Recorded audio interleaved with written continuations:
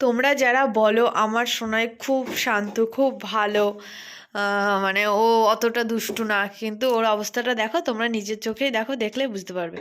এই দেখো, মুড়ির কৌটোটা নিয়ে যে কটা মুড়ি ছিল সব ফেলেছে, ফেলে এই যে গলি দিয়ে ঢুকছে, ওখানে হোম থিয়েটার আছে, ওখানে যাবে।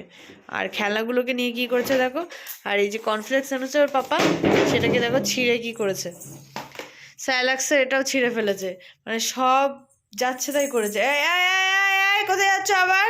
এদিকে আসো। আমি যাই হোক করে এখন বিছানাটা করলাম ওকে শোয়াবো বলে, আর কি অবস্থাটা করেছে ও দেখো। তাহলে তোমরা বলো যে ও নাকি শান্ত।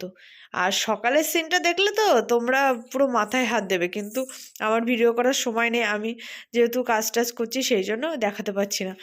যবে সময় পাবো তবে দেখাবো, আর তবেই বুঝতে পারবে তোমরা। আর এই দেখো কাণ্ড দেখো, জল খাচ্ছে। কি করছো তুমি?